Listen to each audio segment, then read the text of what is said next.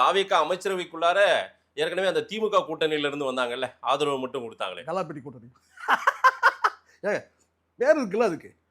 முதலமைச்சர் சொல்லியிருக்கிறாரு, வேற யாராவது சொல்லியிருந்தாலும் பரவாயில்ல, முதலமைச்சர் சொல்லியிருக்கிறாரு கல்லாப்பட்டி கூட்டணி. பட் அவங்களுக்கு பெரும்பான்மை இன்னைக்கு இல்லாதனால இவங்க ஆதரவு கொடுத்திருக்காங்க. ஆனா அவங்களுக்கு அங்கீகாரம் கொடுக்குறாரு திரு விஜய் அவர்கள். கல்லாப்பட்டி கூட்டணிக்கு அங்கீகாரம் கொடுக்குறாரு அப்படி சொல்லுங்க.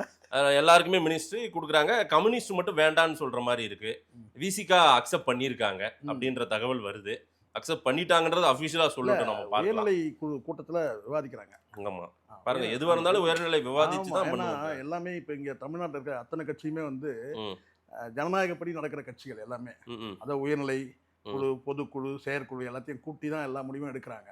அப்படி வந்து நமக்கு ஒரு காதுல பூசுத்திரவல் நடக்கும். ஏன்னா சடனா உடனே சொல்லிட்டீங்கன்னா அது ஒரு மரியாதை இருக்காதுல்ல. கூட்டம் இந்த ஆதரவே அப்படிதான் சொன்னாரு. கம்யூனிஸ்டுகள் போயிட்டாங்க, 2 கம்யூனிஸ்டுகள் போன பிறகு நான் கேட்டேன்னா அதுக்கு பிறகு அவர் சொன்னார் கம்யூனிஸ்டுகள் முடிவு தான் என் முடிவுன்னாரு. அண்ணன் திரும்ப தான் சொல்றேன்.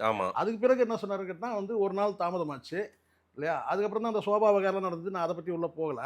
அந்த சோபா எதுக்கு போச்சு, சோபா வந்து உட்கார்றதுக்கு போனதுங்க சார். நம்ம அதை பற்றி நான் பேசவே இல்லைன்னு நான் இப்போ அதை பற்றி எதுவுமே சொல்லவே இல்லைன்ட்டு நானே சொல்லிட்டேன். அது சோபா வந்து உட்கார்ந்து தான் போச்சு. எவ்வளோ நாள் பிளாஸ்டிக் சேர்லேயே உட்காந்துருப்பாங்க. ஒரு சோபா தப்பா நான் பேசவே இல்லை. நடந்த விஷயங்கள் தான் நான் பேசுகிறேன். அதனால வந்து நான் வந்து இப்போ நான் சொல்கிறேன் சார், சோபாக்குள்ள பணம் இருந்தால் நான் சொல்லவே இல்லையே, நீ ஏன் பதறீங்க. சோபா போச்சுன்னு தான் நம்ம சொல்கிறோம். சோபா அரசியல் நடந்தது இல்லையா, சோபா அரசியல் நடந்தது. அதுக்கு பிறகு வந்து இப்போ அவர் தாமதமாக முடிவெடுத்தாரு. அப்போ தாமதமாக முடிவெடுத்ததுக்கும் இந்த வார்த்தையை தான் சொன்னார், கட்சியோட வந்து முடிவெடுக்கணும் அப்படின்னு சொல்லி. எப்படி இருந்தாலும் மக்கள் எண்ணத்துக்கு மக்கள் விரோதத்துக்கு எதிரான முடிவு தான் இது. இப்போ இந்த அமைச்சரவையில் சேர்ற முடிவாக இருந்தாலும் கூட அதே தான், மக்கள் எண்ணத்துக்கும் மக்கள் வந்து உணர்வுகளுக்கும் எதிரான முடிவு தான். எந்த சமையலும் ருசி தேடும் ரகசியம் 20 ரூபாய்.